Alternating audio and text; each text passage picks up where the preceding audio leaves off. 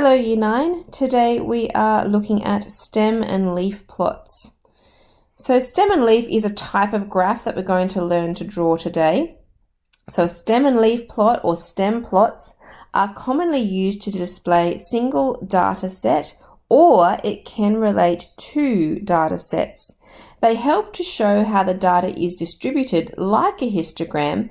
But the good thing about the stem and leaf plot is that it still retains all the individual data elements so that no details are lost, because you can see all the numbers are actually what form the graph. The median and mode can also easily be read from the stem and leaf plot because all the data sits in order.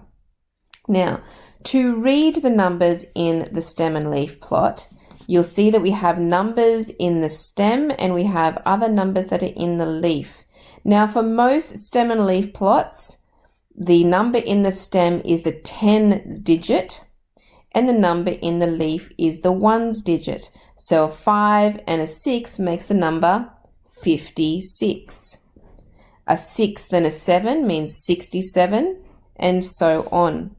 Now, it is important when you draw a stem and leaf that you always include a key so that people know how to read it. Now, this one didn't have a key, so how about we add one?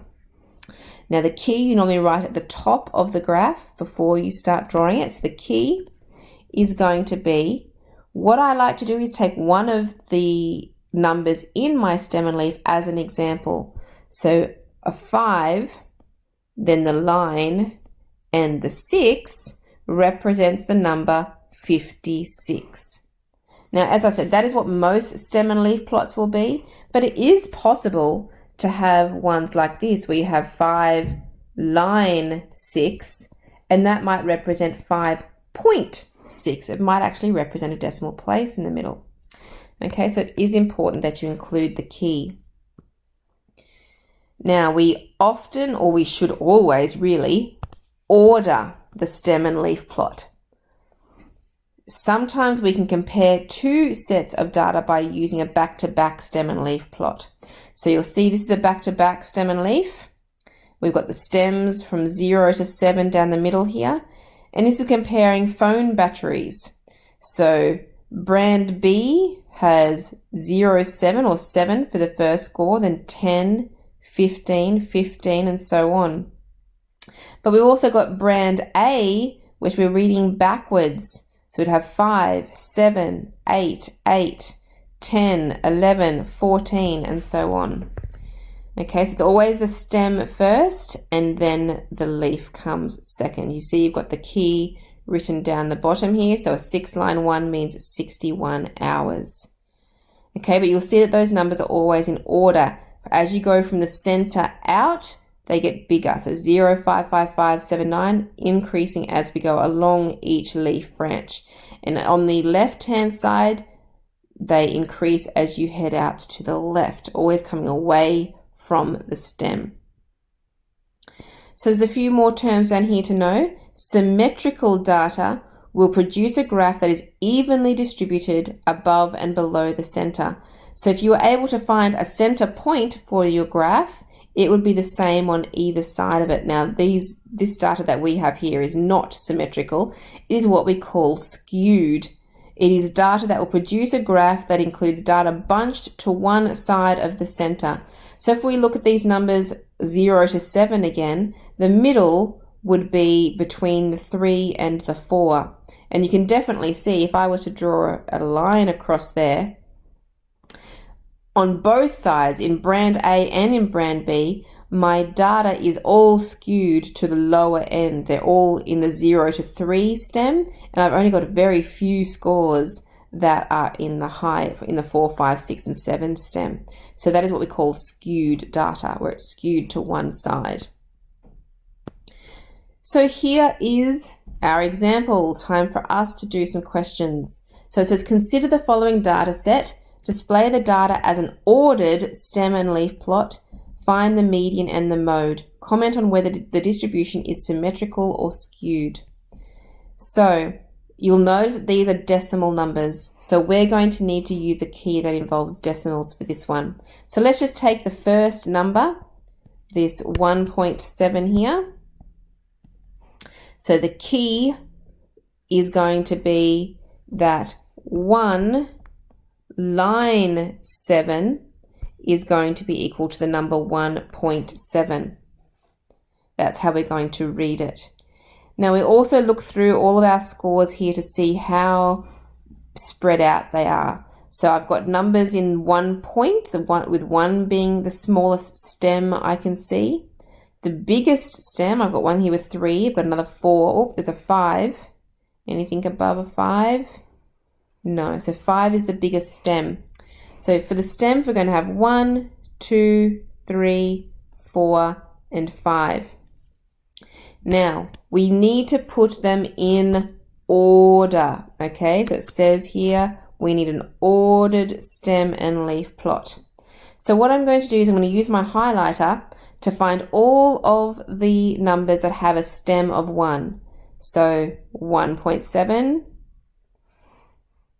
1.4, 1.8, 1.9, and I think, oh no, I missed one, 1.8 there. Okay, I've got all the ones with a stem of 1. Now I need to put them in order.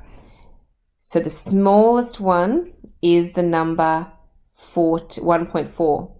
So remember the 1 is already written here as the stem, so it's just the 4 that I need to write in here for the leaf. So that one's done, I'm going to cross it off.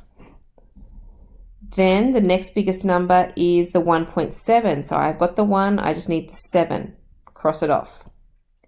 Then I need 1.8. There's actually 2 of those, 1.8, 1.8, that one and that one gets crossed off. And then finally the 1.9, cross it off. Okay, now I want to move on to the stem of 2. So if you have a different color highlighter, we would have 2.1, 2.3, 2.5, 2.9, 2.6, 2.7, and 2.0. So finding the smallest one has to be the 2.0. So we've got the 2, we just want the 0. Now as I'm writing these, I also want to keep my leaf like they're in columns. I want them to all line up underneath each other. So I'm putting my 0 right underneath my 4. So that one's done. Then I would have 2.1, so the 1's going to go underneath the 7. Then I've got 2.3. Then we've got 2.5 is the next biggest one. 2.6 underneath the 9. We've got a 2.7. And last of all is 2.9. Okay, now I'm going to have to move on to all the stems of 3. So 3.6, 3.8, 3.2, 3.7, and 3.5. The smallest one was 3.2. So put the 2 underneath the 0, keeping them in those columns. What's going to be next? 3.5. Then 3.6, 3.7, and 3.8. Oh no, I've missed one. There's a 3.4. All right, better backtrack a bit here. There's a 3.4 that I missed highlighting. So let's go back. And I'm going to put 4, 5, 6, 7, 8. I missed one. 4, 5, 6, 7, 8. Okay, so that's why it's good to highlight, because it's easy to see when you miss one.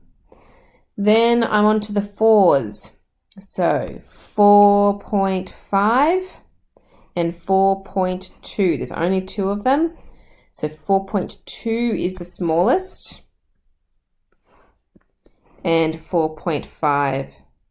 And that leaves only the 1 in the stems of 5, so it's 5.3. Okay, so that is it. That is how you draw an ordered stem and leaf plot. Most of your questions, that is all you would need to do. This question, however, I wanted to show you how to also find the median, because it says here, find the median and the mode. And comment on, we'll get to the comment part in a minute. So remember, hopefully by now you've memorized what these words mean. The median is the middle.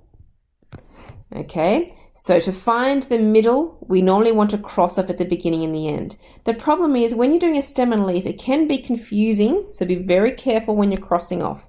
So the 4 at the beginning is going to be the 5 with the 3 at the end there.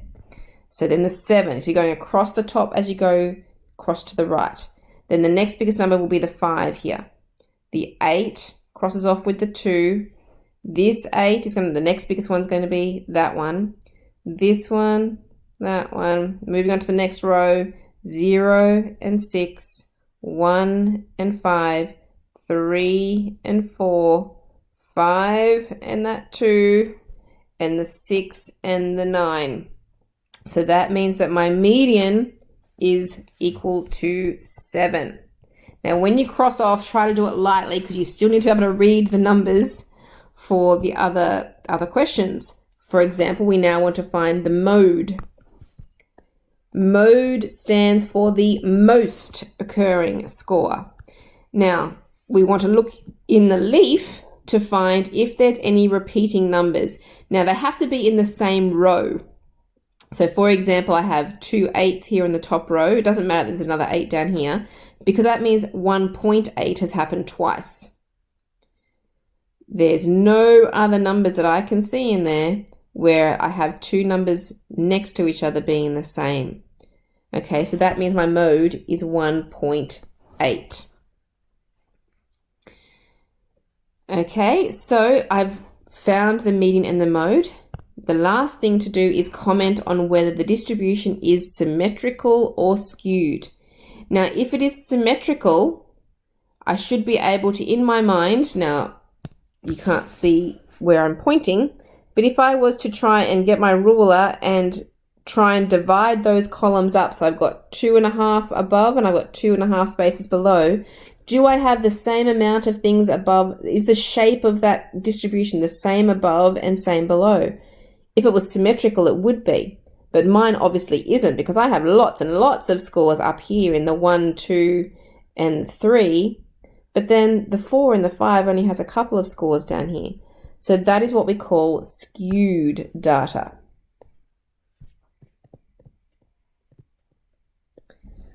All right, done. Moving on to question 2, where we're going to draw a back-to-back stem and leaf.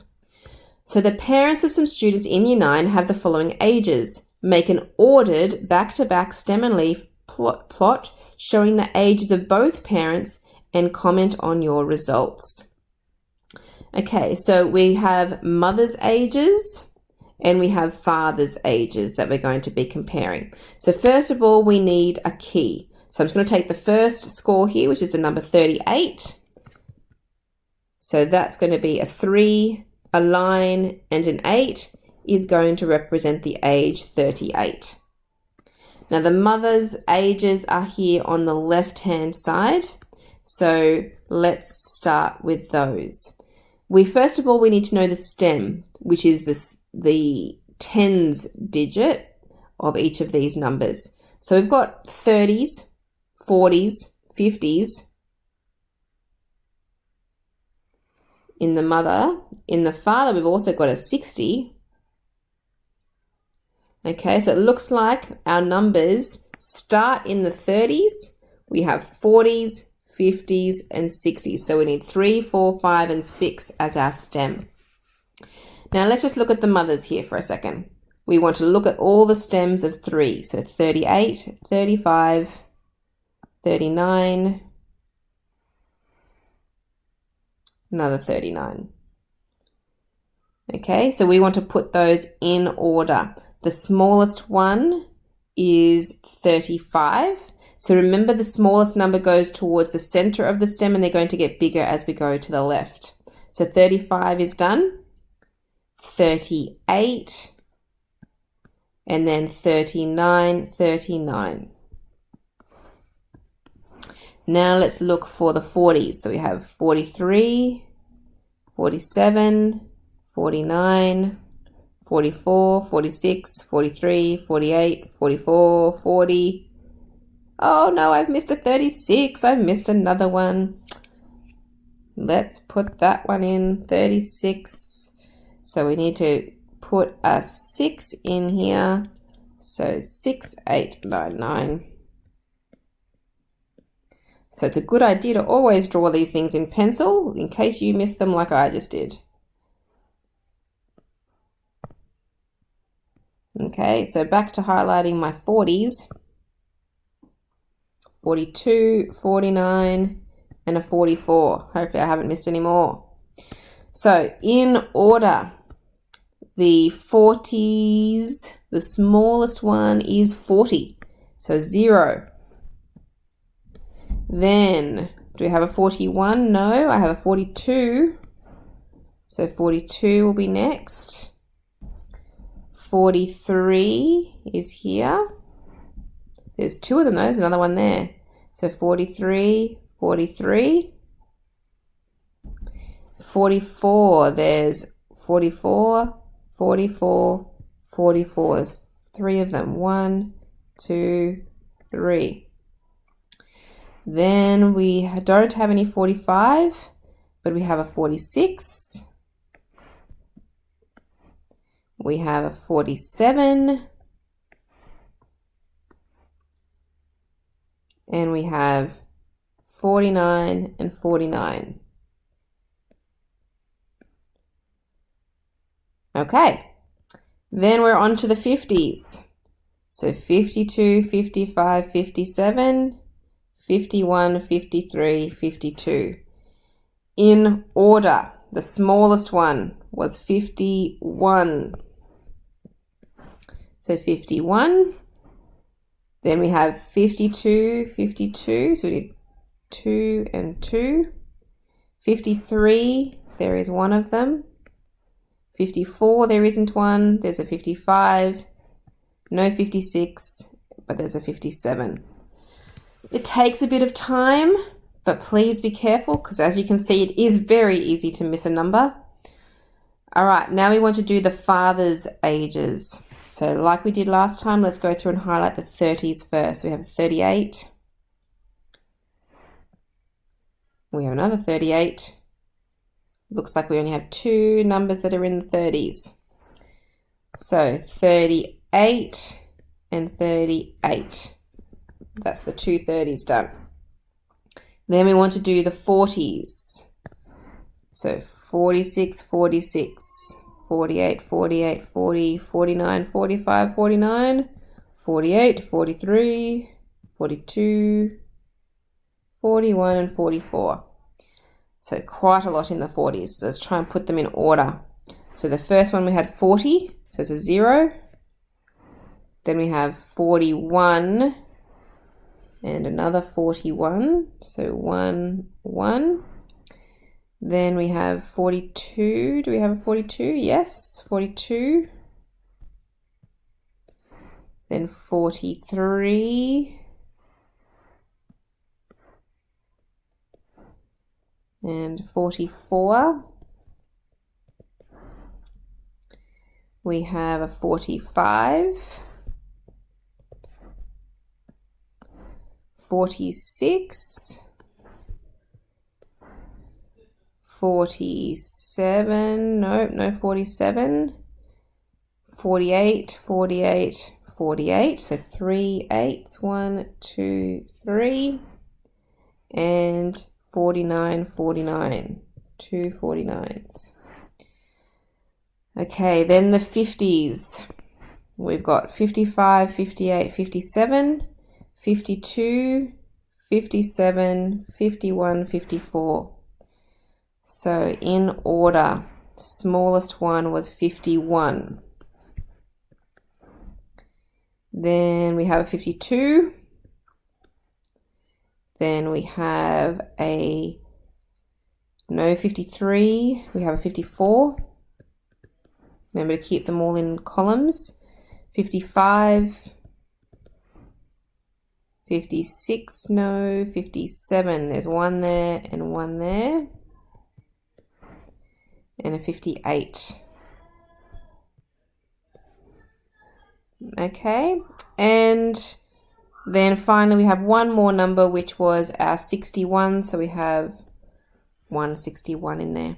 So the question did ask us to comment on our results. So what we can see from both the mothers and the fathers is that majority of the parents were in their 40s. However, the mothers on average were probably a little bit younger because we have more mothers who are in their 30s, and we have the fathers being slightly older with ages going up into the 60s, and more numbers being slightly higher. Okay, so you could write a little short explanation for that out, or just be aware that you might need to make a little comment like that. You could also comment on the skewness. Again, if we were to draw a line with our ruler going through the center of that graph, is the data symmetrical on either side of that line? No, it is not for either of them. I mean, the fathers are probably the closest we've ever come to having some symmetrical data, because we do have high ones on either side, but they are not perfectly balanced. So both of those results are still skewed. Okay, so your turn in exercise 10H.